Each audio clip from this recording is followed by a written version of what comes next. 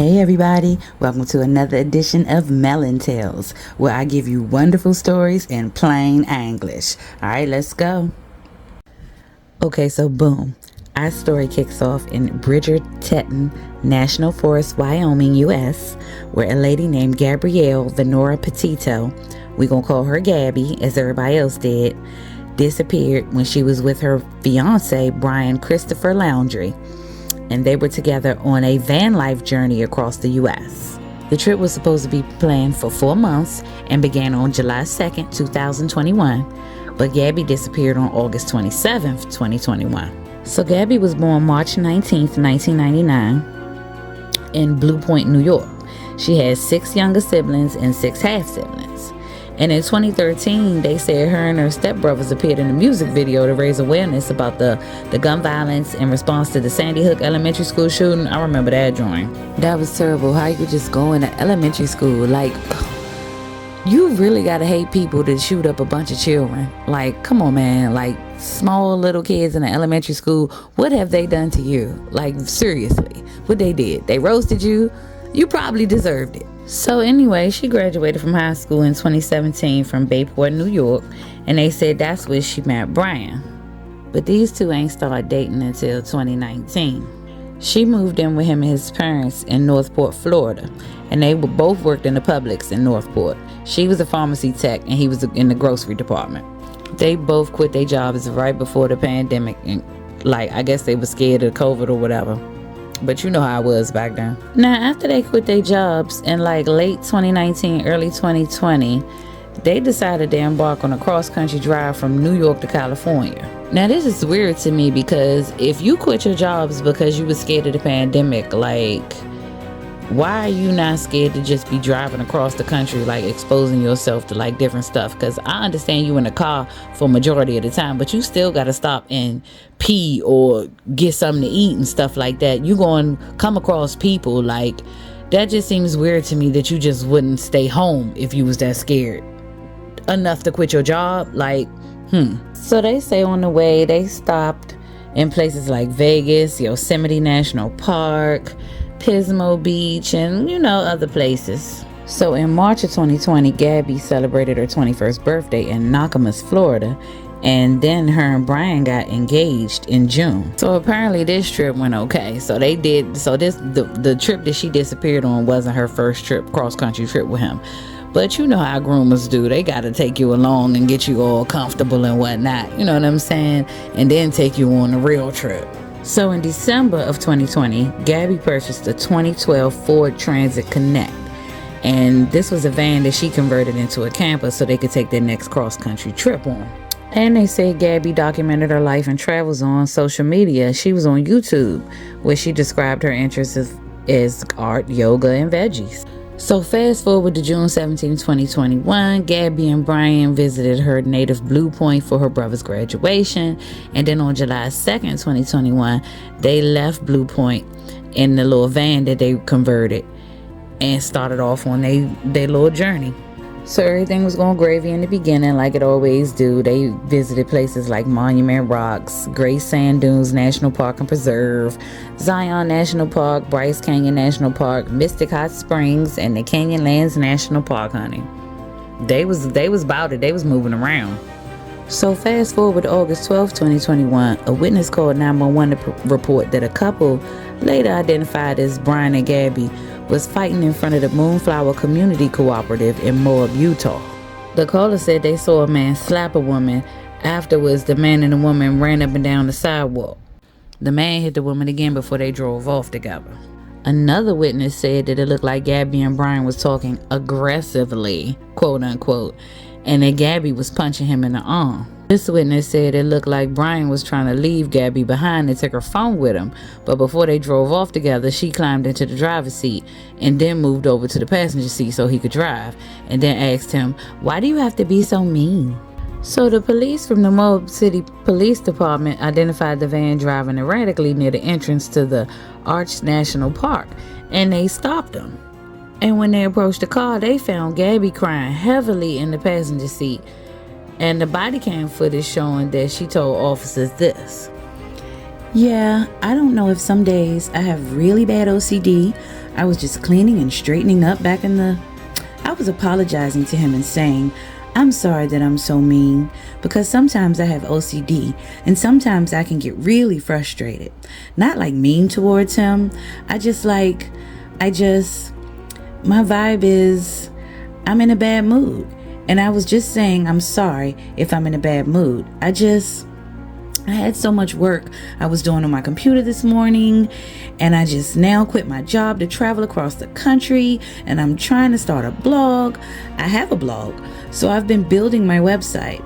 I've been really stressed, and he doesn't really believe that I could do any of it. So we've just been fighting all morning, and he wouldn't let me in the car before. Yeah, okay. Sorry, Gabby, but you need to stop lying, sweetie, because you're not very good at it. That was like the worst piece of put together trying to fall on a sword and save face for somebody I ever heard in my life. Bless her little heart. She tried it. I hope the police ain't believe that no more than I do, but apparently they did, because what else can they do though? They had to let him go on. So at first they say Gabby downplayed the physical altercation. After the police pointed out marks on her arm and her face and they told her to just be honest, she said that Brian kept telling her to shut up and grabbed her face, and that's what caused the injury. So then Brian tells the officer, I said, let's just take a breather and let's not go anywhere and just calm down for a minute. She was getting all worked up, and then she had her phone and was trying to get the keys from me. I was just trying to... I know I shouldn't push her. I was just trying to push her away to go. Let's take a minute and step back and breathe and see. She got me with her phone. Gabby told the officers that she hit Brian first and asked the officers to please don't separate them. And in one of the officers' report, he wrote, at no point in my investigation did Gabrielle stop crying, breathing heavily, or compose a sentence without needing to wipe away tears, wipe her nose, or rub her knees with her hands. The male tried to create distance by telling Gabby to take a walk, calm down. She did not want to be separated from the male and began slapping him. He grabbed her face and pushed her back as she pressed upon him and the van. Neither Gabby nor Brian wanted to press charges against each other, and as a result, the police, they chalked it up and put it down as a mental breakdown instead of domestic violence. Because if it was domestic violence, they would have had to arrest at least one of them or both of them. You know how that go. So they just said it was a mental breakdown so they could let both of them go. I feel like this wasn't even one of their first time at the rodeo. They just seemed a little bit too composed, and they knew exactly what to tell the officer. So this wasn't their first time. Like, they've been through this situation before, and they knew exactly what to tell him to get him to step off. Later on, the police department where they was from investigated whether or not they handled that properly. And of course, the chief of police took a leave of absence during the investigation. Suddenly he need a vacay. Ain't that ironic? So on August 17th, Brian took a flight from Salt Lake City to Tampa, Florida, leaving Gabby behind. Gabby spent several days at the Fairfield Inn and Suites Hotel near Salt Lake City International Airport, according to all the staff members. She checked out on August 24th, and it was later explained by Brian's family's attorney that he made the trip to obtain some items and empty and close the storage unit to save money as they contemplated extending the road trip. Okay. They say Brian returned on August 23rd to rejoin Gabby and continue the trip. Gabby's mom says she last spoke to her daughter on August 25th and had been told that the couple were traveling from Utah to Grand Teton and Yellowstone National Parks. On August 25th, Gabby made the final post to her Instagram account, which consisted of photos of herself taken in front of a butterfly mural outside a restaurant in Ogden, Utah. So on August 27th, Gabby and Brian was captured on a CCTV recording filmed at the Whole Foods store in Jackson, Wyoming. Apparently, they had got to the parking lot at 2:11, went in the store at 2:14, and then left at 2:30 and got back in the van. After about 20 minutes of sitting in the van, they eventually drove off and got on Highway 89. They arrived at the Bridger-Teton National Forest campsite at 2:56, and that was the last time anybody seen Gabby alive. So on August 27th, Gabby's mom got a text from Gabby saying, "Can you help Stan? I just keep getting his voicemails and missed calls." The mom was concerned about this because she was like, Stan is her grandfather, Gabby's grandfather, and she would never call him by his first name. The last text message she got from Gabby was sent on August 30th, and all it said was no service in Yosemite. Her mom was not buying that Gabby sent these text messages. She automatically thought that something was like mad off. Like, nah, my daughter don't talk like this. Like, something ain't right. So on 9/11 of all days, after not hearing from Gabby since late August, her mother filed a missing persons report. 4 days later, Brian was named a person of interest in this. His parents hired a lawyer off the brizache, and based on his advice, they remained silent and refused to talk to anyone about the case. Don't talk, huh? As Jodeci say, don't talk, just listen. So, of course, police put surveillance on Brian's home, and they saw him leave on September 13th. 2 days later, they saw his car return. The police believed that the person who exited and entered the home was Brian. The following day, Northport Police Chief Todd Garrison told reporters, "All I'm gonna say is we know what Brian Laundrie is, okay? Like, we got this under control. Like, get off my back." But on September 17th, Brian was reported missing by his parents, who claimed they hadn't seen him since the 13th. It was at this time that the police realized that they had mistaken Brian's mother for Brian on the 15th. That wasn't even him. And he talking about something, he know where he at. You don't know nothing. So after finally getting a search warrant, the police seized the Ford Transit Connect, the van they was driving, and the external hard drive from the Laundrie's family Ford Mustang from the Northport residence. So now, on September 19th, human remains matching the description of Gabby was found on the Spread Creek dispersed camping area in Wyoming, not far from where the Ford Transit was seen on CCTV. Her identity was confirmed in an autopsy, and they said the manner of death was blunt force injuries to the head and neck with manual strangulation, which occurred 3 or 4 weeks before the body was found. So on September 23rd, the U.S. District Court for Wyoming issued an official arrest warrant for Brian due to his unauthorized use of Gabby's debit card. This man tried to take out $1,000 or they say a little bit more between August 30th and September 1st. Mind you, her parents said they hadn't talked to her for like days at the end of August.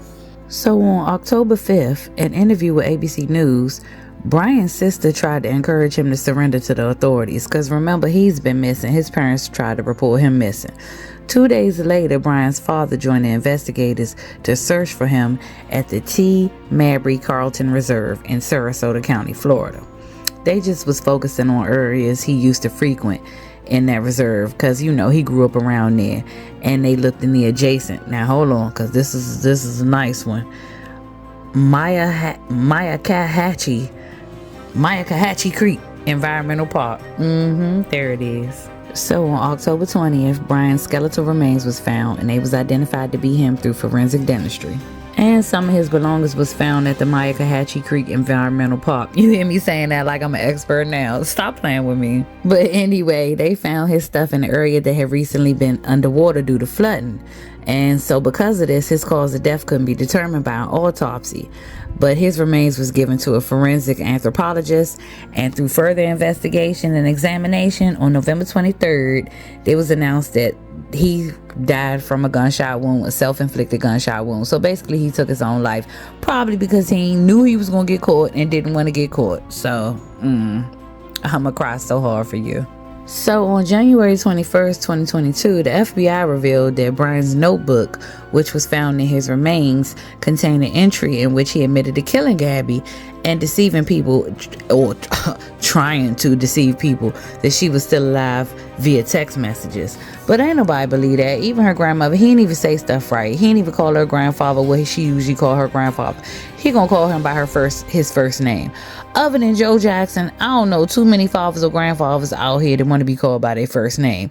And especially when you Gen X or Boomer or before, you'll get the shit slapped out of you for that. So on June 2022, Brian's family's lawyer released a full notebook entry in which Brian claims, I quote, that he killed Gabby because she had fallen and injured herself. I ended her life. I thought it was merciful and that it was what she wanted and it was the right thing to do. But now I see all the mistakes I made. And then the note ends with his plans for quote, I am ending my life not because of a fear of punishment, but rather because I can't stand to live another day without her. Look, I need the biggest cap to fall from the sky right now. I need a beer cap. I need a soda cap. I need all the caps because this is the ultimate cap. Even in death. Cap. But of course, it was some experts that felt exactly the same way I do and probably the same way y'all do. They said that no matter what Brian got to talk about, the findings didn't match the forensics. So what you talking about don't match what they found. They said Brian was just somebody who don't want to own up to what he did and was trying to find justification for his actions. Like, dude, move around. Next.